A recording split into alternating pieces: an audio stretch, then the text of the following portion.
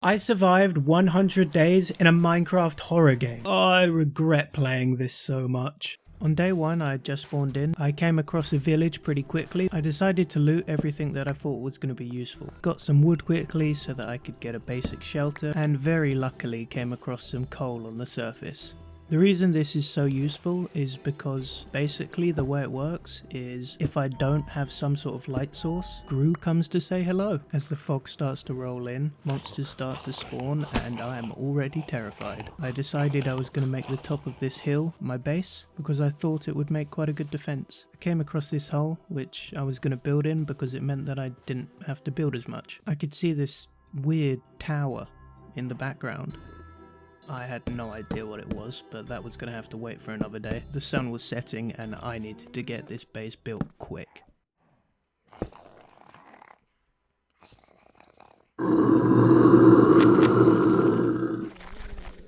And that is what Gru is. As you can see, he's not very friendly. And of course there were a bunch of monsters outside my base, and I was gonna have to figure something out. After trying to kill as many as I could, I just ended up deciding to dig a hole and sleep in that. Day 2 was pretty great. Definitely nothing terrifying happened. I could already hear the spiders in the background and I was not happy about it. There's that weird tower again. No idea what it is. Hopefully it doesn't try to kill me. After dealing with the spiders, I got some stone tools, some wood, and as I was getting more food, I kept coming across zombies that were spawning in the day. Damn it. Clearly something was wrong because zombies don't spawn during the day, and after a bit of investigation, yeah, there's one of those, right next to my home. I swear this mod pack hates me. So obviously I did the only sensible thing and blocked it off, never to be seen again. And that sign pretty much explains it all. I got some more coal, killed some more pigs, and then decided to go caving. For some reason, maybe because I like being scared, I don't know. No, other way, run away, no. And of course it's getting dark, why wouldn't it be getting dark? Safe. On day 3 it was time for some remodeling. Dig some stone, dig some dirt, dig everything. Dig a big wide area so that I had a lot more space. Although I wanted to keep it semi-underground so that mobs couldn't find me. Because zombies react to light in this. Did I say that? Oh. After digging out a big area, it was time to lay some wood, and it was looking pretty good. Pretty good. I needed glass. I had no glass. I must get sand. And now here we are, happy as can be, digging sand. I mean, you know, until a creeper comes and blows up our sandcastle. I have animations. Glass, more glass, more glass. Heh. They can't get me now. It was kind of dark in the room, so I wanted to build a skylight. Here's another demonstration of my immaculate building skills. So because our last expedition to the cave yesterday ended in me cowering away in fear, I decided to go back today because I really needed iron. You can't see anything. Anything could be in there right now and just come up and scare me. Coal is always useful, it keeps me away from Gru. Dude, this is so creepy, I'm not happy about this at all. Why did I choose this mod pack? It's surprising how well these creepers blend in, this is ridiculous. Look at him changing colour. I did not sign up for this, I definitely did not sign up for this. These are terrifying, what is this? No, run away, this is hardcore, I cannot risk dying on day 6. I blocked the corner off with some dirt and basically just waited there for mobs to despawn. Die, please. Eventually they did end up leaving, so I just made a run for it. And when I got home I could finally make another flint and steel so that the light didn't run out. Day 7 and we're back at the cave. I'm determined to get iron tools and iron armor so that I don't die. You can see every time I mine something I'm constantly checking behind me to make sure there's no creepers. I hate exploring new parts of the cave, it's so dark and creepy. And anytime I hear a noise I just block myself in and hope for the best. I am getting a decent bit of iron though, so that's quite useful. Hopefully eventually I'll have my iron tools and iron armor. I decided to mine some cobblestone so that I could turn it into stone, and then eventually stone bricks so that I could make a cool underground base. This way, every time I needed to go mining, I would have somewhere to run back to instead of running all the way back home. I put slabs on the floor so that mobs couldn't spawn, even if it was dark. On day 8, I figured it was probably time to see what was up with this tower. It didn't seem like there was anything around. I got up to the top with no troubles and it looked pretty safe. I didn't really know what this tower was supposed to be, but at least it wasn't trying to kill me. It almost looked like something was missing though. I don't know, I couldn't explain it. I also decided to go back and check out the dungeon and was immediately greeted by a creeper.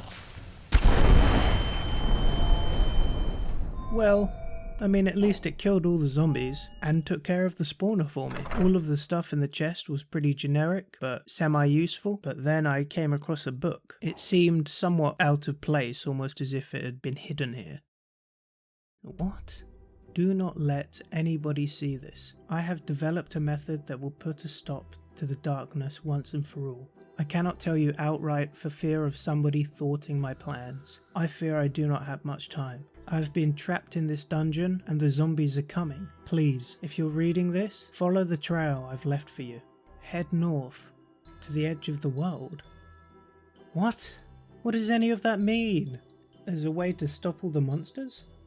I guess that's kind of useful. Thanks, dude. I hope it got out alright. Yeah, I don't know what any of that is. I guess we'll have to come back to it.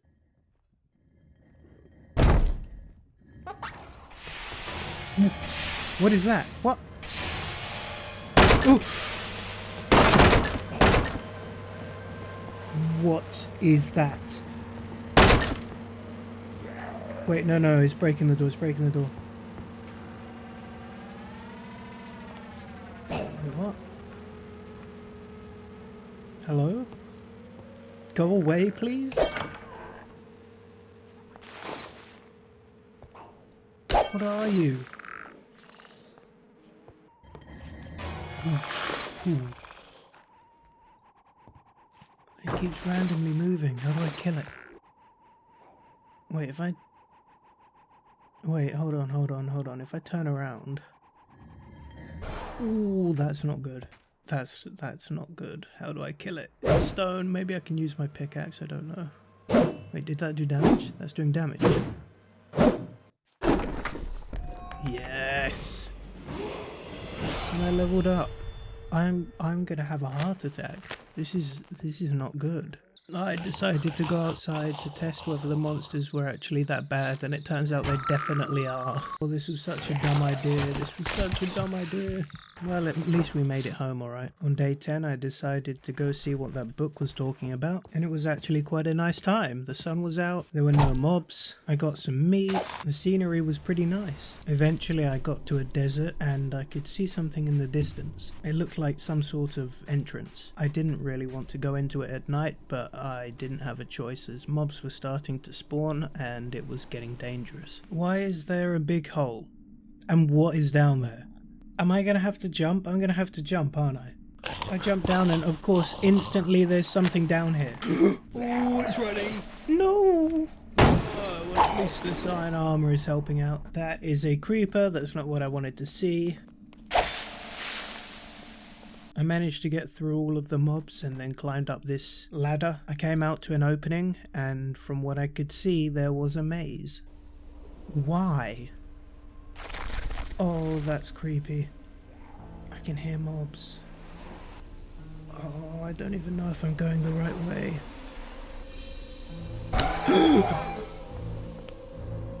What was that?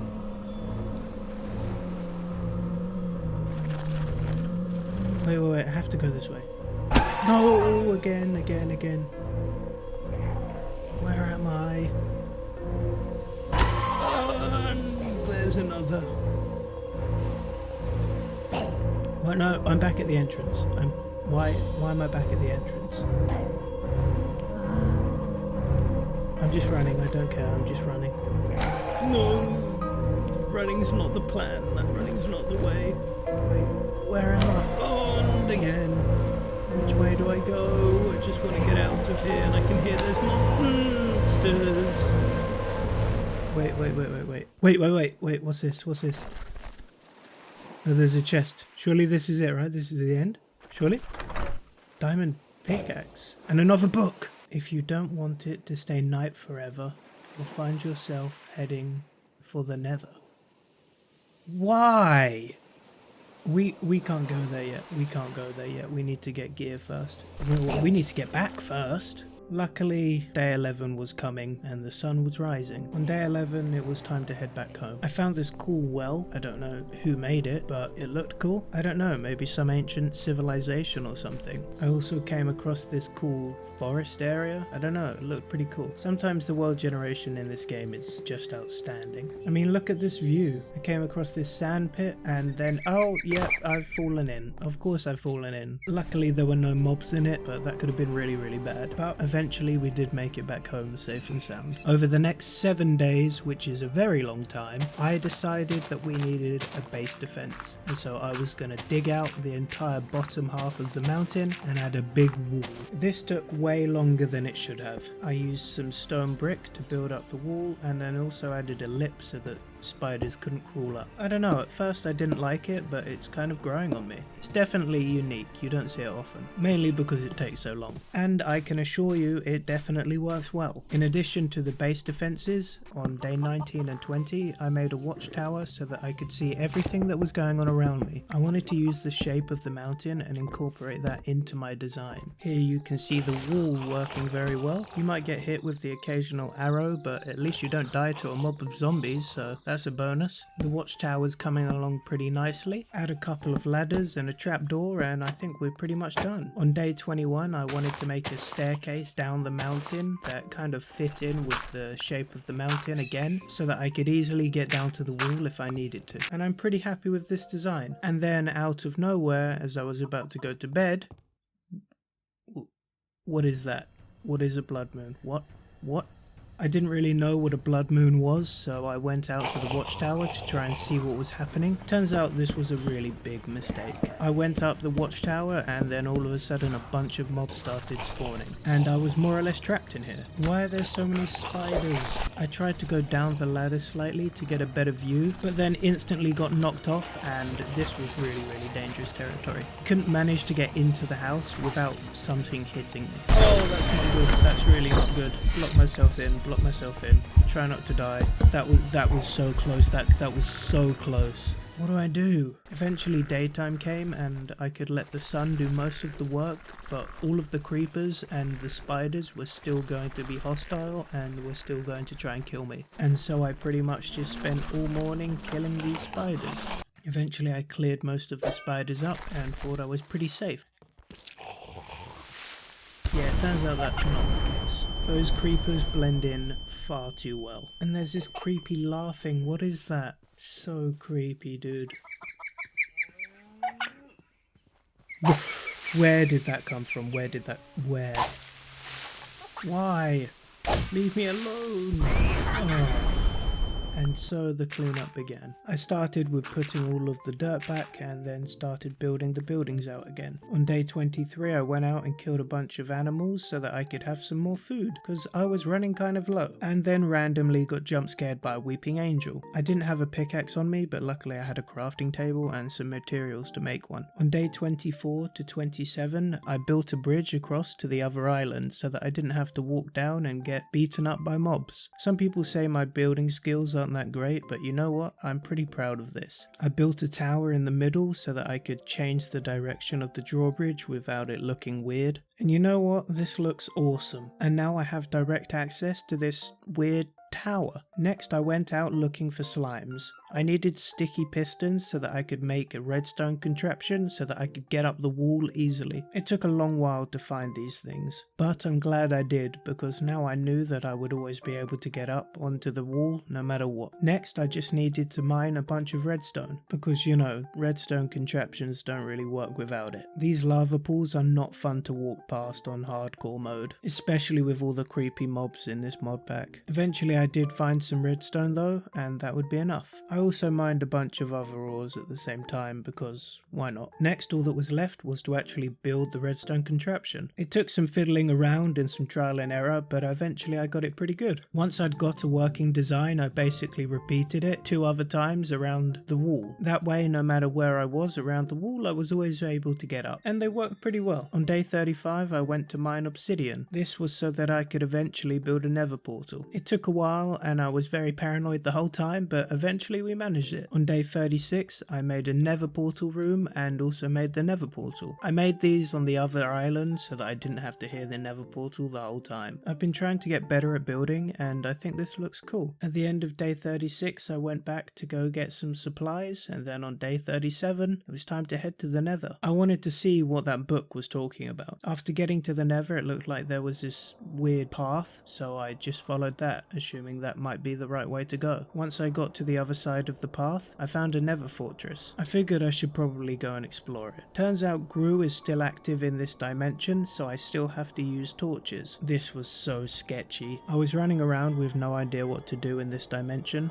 I didn't know what I was supposed to do here, and I kept almost dying to mobs. This place is really unforgiving, and I almost died to wither skeletons. Turns out they hit pretty hard. Eventually I did stumble across a chest though, and I figured this was probably what I was looking for. Hopefully there'd be another book inside. After looking around and making sure there was no ghasts, I looked inside the chest. As luck would have it, there was another book, but I would have to read this later because this place was far too sketchy to stay. Once I'd managed to successfully get home, I took a look at the book. You have gone to the depths of hell to retrieve your prize. You must now go to the world between this one and your own. Sometimes to proceed forward, one must retrace their steps. Why are these all so cryptic? I have no idea what that means. Where am I supposed to go? On day 38 to 40, I used the netherrack I had gathered to make a bunch of fires and place them all around the mountain. This way I would have constant light without it running out. This took quite a long while, but after I'd finished placing all of the fires, I was pretty happy with how it looked, and it looked even better at night. Next, I wanted to make a farm so that I could have a constant supply of food rather than having to go out and kill mobs. I wanted to make the farm look like it was sloping down the mountain, so I started with placing the water blocks. I added this pond at the bottom to give the illusion of, I guess, a small waterfall or mountain stream. While it took a bit of extra time, it was definitely well worth it, and it looks even better with wheat in the fields. Next, I wanted to mine for diamonds and get full diamond armor. That way I knew I would be totally safe no matter what. At least that was the theory. I went back to the cave and started a strip mine. This is definitely the best way to mine. Basically, you mine out 10 to 15 blocks and then slowly mine all the way down to bedrock. That way you don't miss anything. Eventually, I got enough diamonds to make full diamond armor, and even had some left over to spare. I look so cool! With all this new diamond armor, I needed to make an enchanting room. So my next task was to go out, find a village, and get as many books as possible. I found a village fairly close, and after having a look around it, the terrain generation was kind of cool. It had like this really vertical build, and some of it was even inset into the mountain nearby. Sometimes Minecraft terrain generation is pretty cool. Anyway, I got a bunch of books from that village, but I found that actually it wasn't anywhere near enough. So it was time to go and hunt some sugarcane. After a ridiculous amount of time looking for sugarcane, I finally had enough to make all the books I needed. I then turned all of those books into bookshelves, and then it was finally time to start building out the room. I decided again I wanted it to be a part of the mountain. I wanted the whole mountain to be my base, so it needed to look natural. As I was digging out the enchanting room, I came across a small cave with a pond in it. Rather than completely demolish the cave like I usually would, I tried incorporating it into the design of the enchanting room. I thought it would be cool if, to get to the enchanting room, you had to hop over these small ponds. Unfortunately, however, where I wanted the actual enchanting room to go, I dug into where my bed was. So I decided to move my bed upstairs, cover up the hole, and then build the enchanting room. I used the mossy cobblestone from the dungeon to make it look more weathered, like it had been there for a really long time. After some finishing touches, it looked pretty cool. Day 56, I just mined and lapis. Somehow I hadn't really come across any and I needed a lot for the enchanting. Next up, I went outside to farm a bunch of XP. I wanted enough to be able to enchant all of my items, all of my diamond gear and all of my diamond tools. I hadn't, however, enchanted since 1.14, so I didn't really understand the new enchanting system. It turns out I gathered way more XP than I actually needed. Next, it was getting pretty cramped in my base, so I decided to make an external storage facility so that I could store all of my items there instead. I thought it would be cool to have it look like it was hanging off the mountain and then have a balcony even further out than that. I think this design ended up working pretty good. It also gave me another spot that I could look out from and see what was happening around me. I then wanted to make a nether wart farm and a brewing potion room. I wanted this room to look a lot darker than the enchanting room, almost like a witch's coven or something. I think fire looks really good with these shaders. I spent the next 2 days trying to figure out what that clue actually meant. I crossed the drawbridge that I had made, went over to the second island because I thought maybe it was trying to lead me there, but after fighting off a bunch of mobs, I couldn't really find anything. I then ran around the bottom of my mountain. I thought maybe that's where it would be, but I couldn't find anything there either. And I also went to the original cave that I built my cave base in. No luck there either. After taking another look at the book, I remembered when I very first spawned in, I came across a village. It wasn't really of any note,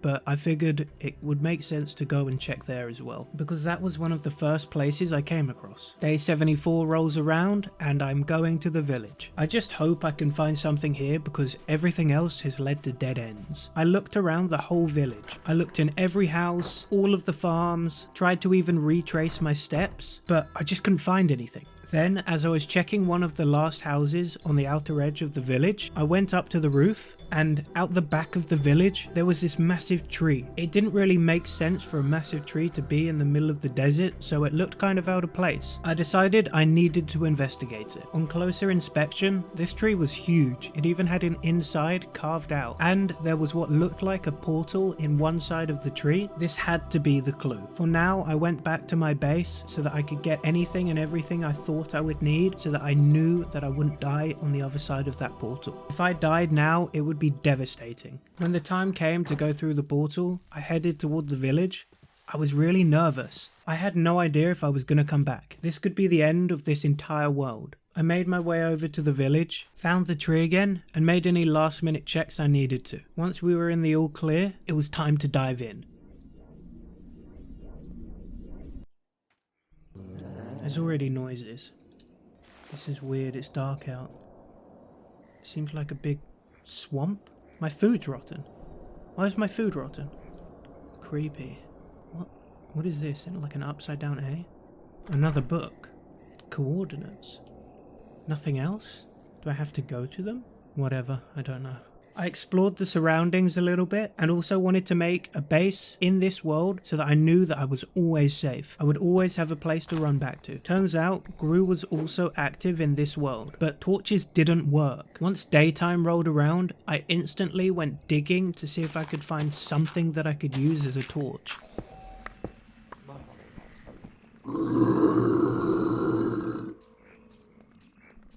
That was a really close call, but luckily I survived and I managed to come across this thing called sulfur. And yes, I could make torches with it.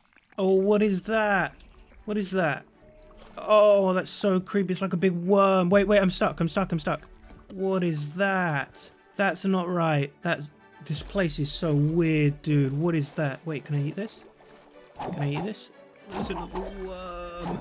Is that something in the distance? Now that I had a couple of resources from the surrounding areas, it was finally time to make my temporary base. Look at how cool this furnace looks. Next, I wanted to go out and find something that I could make glass from. I decided to go near the riverbed because I figured maybe there's something here. Turns out this silt stuff makes pretty good glass. And with that, even though it was very simple, I finally had somewhere that I could call home in this dimension and stay safe. Next, I just needed to farm a bunch of food so that I could eat because my food from the other world didn't work here. Once I had gotten some food, it was finally time to go to those coordinates. I didn't know where they would take me or what they would take me to. I had no idea what to expect. All I could do was trust that it would be a good thing. Unfortunately, I forgot to actually record myself going to the first sign, so I'm really sorry about that. On my way to the third sign, I came across this really cool pillar just in the middle of nowhere. There's so much crazy stuff all over this place. Finally though, the hunt was over and I came across the third book. And yes, you guessed it, more coordinates. It was time to head to the fourth sign. There's always something interesting to look at in this dimension. I came across this big tree trunk and it had fungus growing on it. It also had these weird little fungus people, which was pretty cool. I'd never seen a mob like this in any other mod pack. I went up to the top of the tree trunk and inside of it there was this weird block. I had no idea what it was, but I mined it anyway. Luckily, I could see the fourth clue from the tree trunk. More coordinates. I came across this weird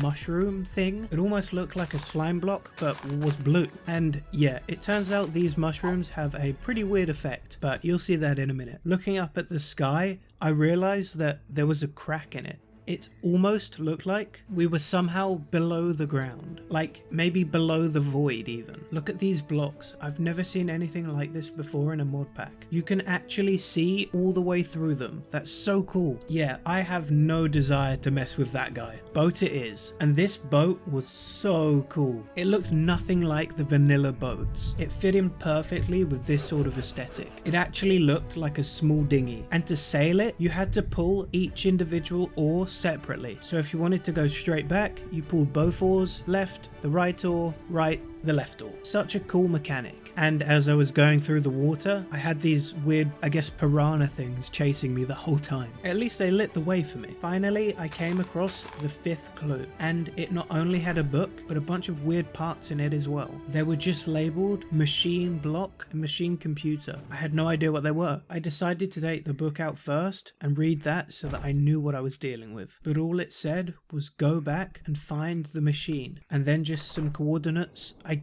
guess, to lead me back. I took the machine blocks and the machine computer with me, but I still didn't really have an idea what to do with them or what they would do. Anyway, I would have to worry about that later, because for now I had to make my way back. On my way back, I came across some crazy stuff. I was making my way across this weird ocean thing with a bunch of trees coming out of it. I accidentally fell into the water. I was so scared because I had no idea what was in it. Oh, by the way, here's what those mushrooms do. I used the mushrooms to look out and I saw this weird floating gas ball. I didn't want to get near it because I had no idea what it would do. I didn't know if it was hostile, if it was a friend, but I didn't want to test it. I also came across these cool ruins and also found this tree. I tried to get near it because it looked so cool, but as you can see, the tree was alive and it did not want me to get near. Spikes were coming out of the ground, faces were appearing on the tree trunk and damaging me with something, and every time I tried to get near, it would do so much damage. It was really interesting, but I couldn't risk dying to this. It was time to leave and come back another day, and after a long journey, I finally made my way back to my base. After organizing a few bits, I jumped back through the portal so that I could finally see what this whole wild goose chase was leading me to. Day 98 and I'm welcomed back with 2 zombies already. After coming back to the overworld, I made my way back to my base. I decided to test out whether these sulfur torches worked here, but unfortunately they didn't. In the other dimension, they didn't run out, so it would be useful if they worked here, but I guess you can't have everything. I put everything I had gathered away and tried to figure out what to do with these blocks. And I had a sneaking suspicion. This tower had been here the whole time and I had no idea what it was, but it was definitely worth a try. I headed over there to inspect whether it would make sense that this machine belonged in that tower. I headed all the way up to the top and it looked like there were markings on the ground. I decided to place the blocks where these markings were, and it turns out it was a perfect fit. I did the next layer up and again, perfect fit. The last diamond layer also was a perfect fit, and I guess finally it was just the computer that needed to be installed. I went back to my base to make some preparations because I had no idea what was going to happen when I turned this machine on. On day 99, I was a bit nervous. I looked around my world and I had built so much. I'd come so far from shaking in my boots, running away from weeping angels. Don't get me wrong, this place was still terrifying, but at least I wasn't going to die every time I left my house. I figured it made sense to turn this machine on when night fell because supposedly it was going to get rid of the darkness. But of course, on my final night, It just has to be a blood moon. Clearly, whatever entities in this world existed, they did not want me to turn on this machine. I could already see mobs spawning. This was not going to be easy. Things were already jumping out at me. This weeping angel came out of nowhere and almost got me. After I finished it off, I made my way across the drawbridge, but by that point, there were so many mobs around. What? Whatever, I'm just gonna make a run for it. Come on! Wait, are they coming? What? No, no, no! Oh no, just go up, just go up. Up, up, up, up. Up, up, up. Come on. No! I need to place a torch, otherwise Gru's gonna get me. Please, please! Oh, I'm so low health. Oh, this is bad, this is bad. Just run, run, run, run, run, run. Run, run. Wait, where's my shield? Okay. No, no, no! Oh, oh, this is bad. This... Run, run, run away. I decided to go back to the drawbridge to try and funnel them so that I could kill as many as possible. But there were so many mobs. I finally cleared a few up, but they were still spawning at rapid speed. I would just have to run past it all and gun it towards that tower. Just run past it all, run past it all, run, run. Run past it all. It's okay. Up, up, up, up. Come on, come on. Finally, I made it up the tower, but things were still trying to stop me and it was so creepy up here.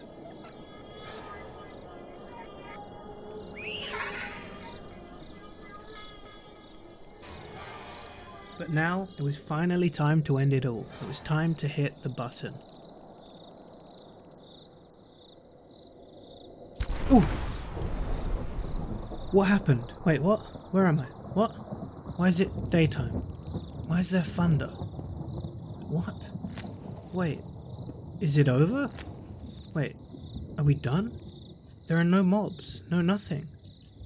I would later find out that there were no more mobs. There was no more nighttime, no more darkness, no nothing. We had finally overcome this terrifying horror mod pack, and I would no longer be scared every time I played Minecraft.